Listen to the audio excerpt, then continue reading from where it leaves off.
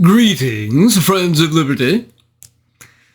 Although I can only look with compassion and regret at the stubbornness with which the men of the North Country insist on wearing heavy ladies' skirts, nonetheless I can, if I overlook their attire, find some rough-hewn Celtic virtue amongst both Highlander and Lowlander alike, that at least in part offers some measure of recompense for the constant necessity for viewing those great black hairy tufts round their kneecaps.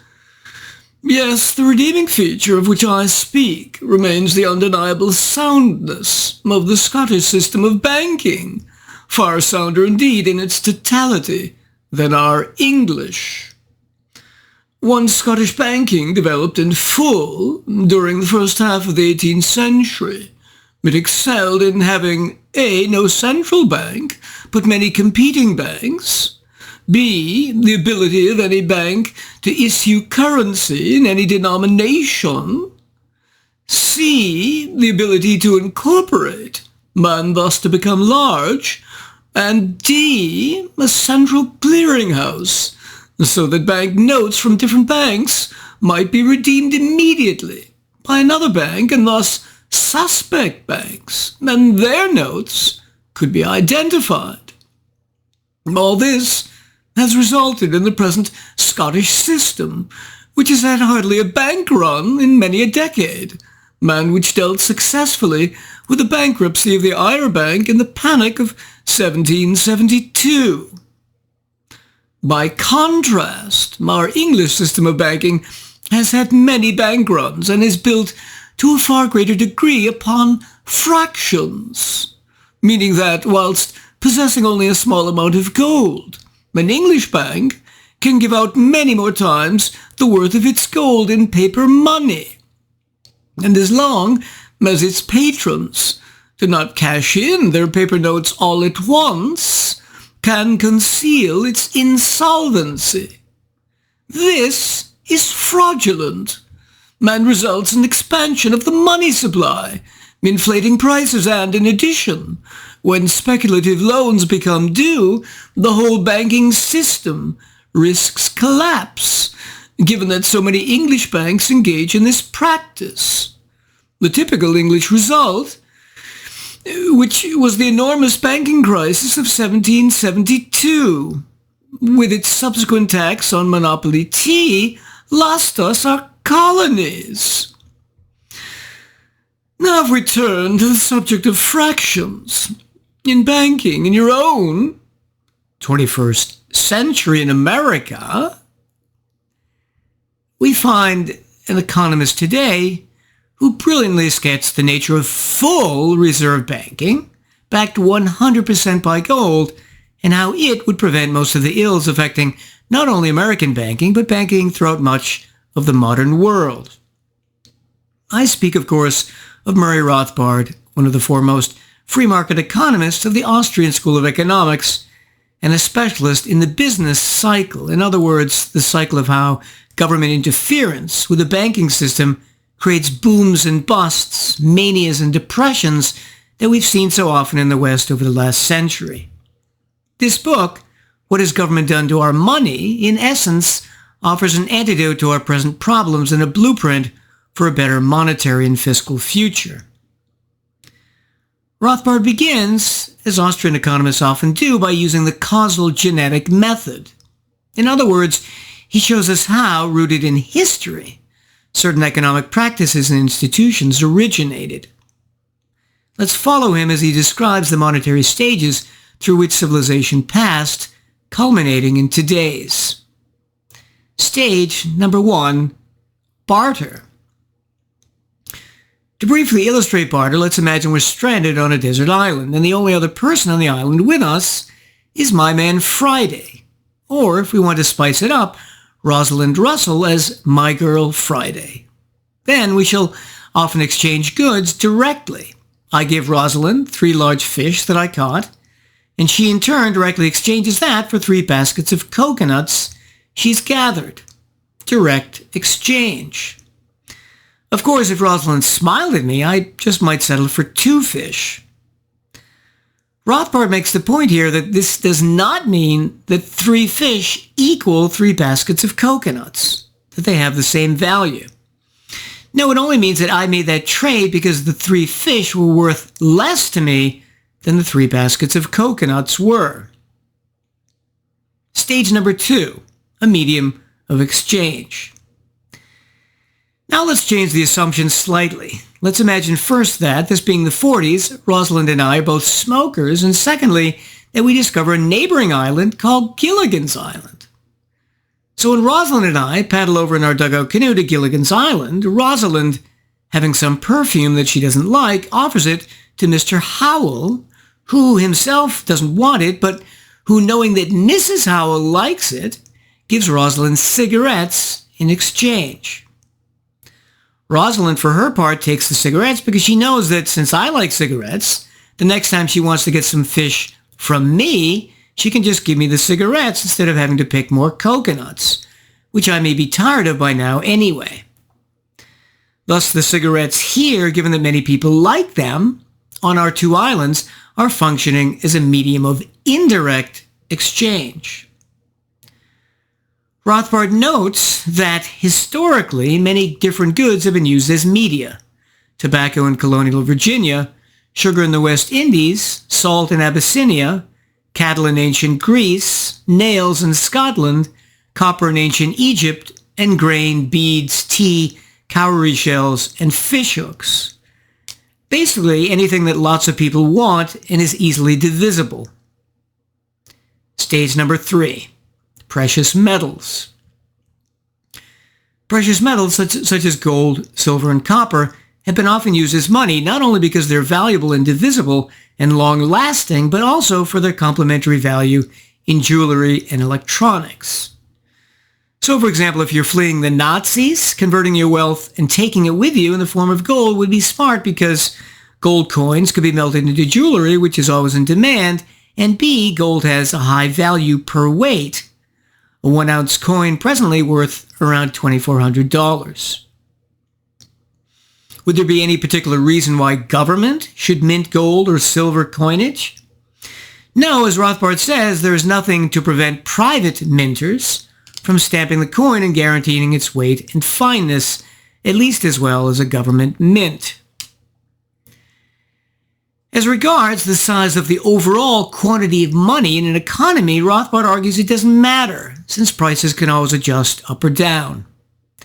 However, this doesn't imply that once a given amount of money or gold exists, that changing the amount is harmless. Since if prices change, it means that since people use prices to calculate the value of goods now and in the future, the more the price of money changes, the more their accounting and economic calculation will be off. Incidentally, one might argue that since the mining of gold increases the supply of it, that means that gold can't function as well as government money, which could be held constant. However, the reality is that A, gold supply is historically much more stable than that of government money, which can be just printed, and B, that gold also, again, has complementary uses. Government money has none. Finally, when more than one commodity functions as money, since the prices of everything always vary, the prices of these precious metals, like gold and silver, naturally fluctuate as well. Which means that if government sets a fixed exchange rate between gold and silver, it's going to create problems over time as the real rate departs from the fixed rate. Stage number 4, gold warehouses. Now, given that gold is so valuable and given the risk of theft, it was only natural that in former times goldsmiths would hold a person's gold for them in a gold warehouse called a bank. And what would they get in exchange? A receipt. In other words, a banknote, which, if the goldsmith had a good reputation, you'd just give to another person when buying something from him instead of your gold. Much easier. So in essence, since paper money originated simply as a receipt for gold being stored, that meant there was a one-to-one correspondence between the face value of your receipt and the gold in the warehouse. Or there should have been, if everything was on the up and up. Stage number 5, fractional reserve banking. Now, in the real world, we know that if you have anything stored in a warehouse, let's say a living room ensemble, if the owner of the warehouse rents out your couch to his brother-in-law, Joey, that would be fraud. You put your couch there to store it, not lend it out.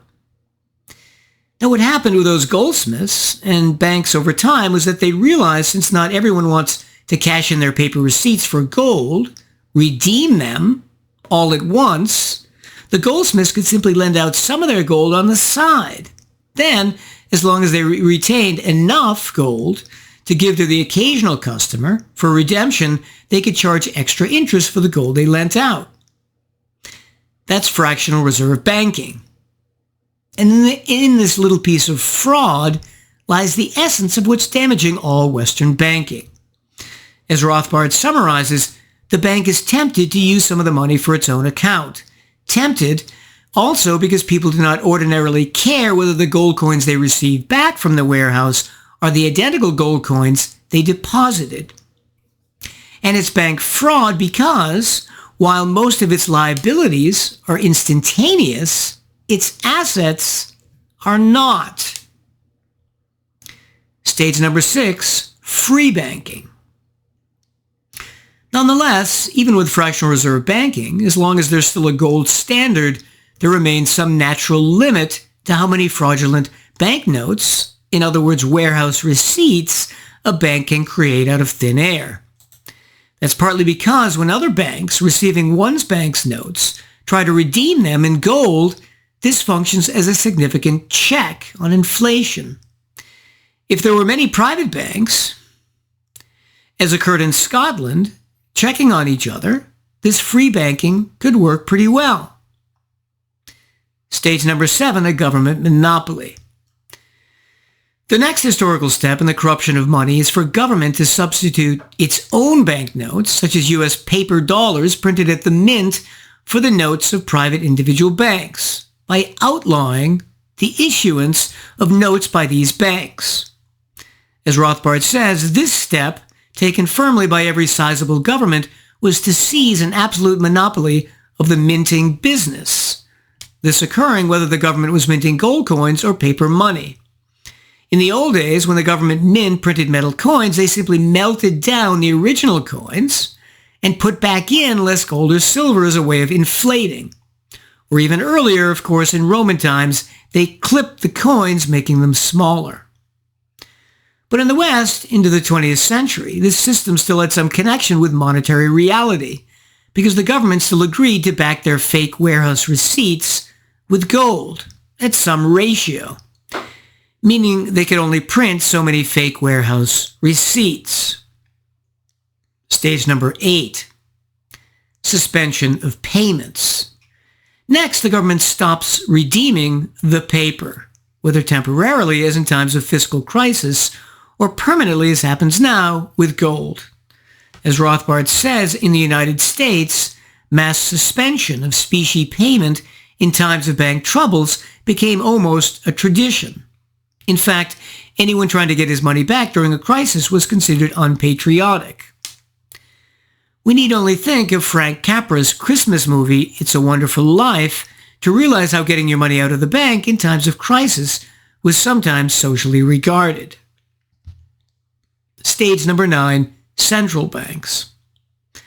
A central bank such as the Fed or the Bank of England is also created somewhere between stages 6 and 8 as the government creates its own monopoly currency. This means there are now 2 types of reserves, gold and the paper money of the central bank.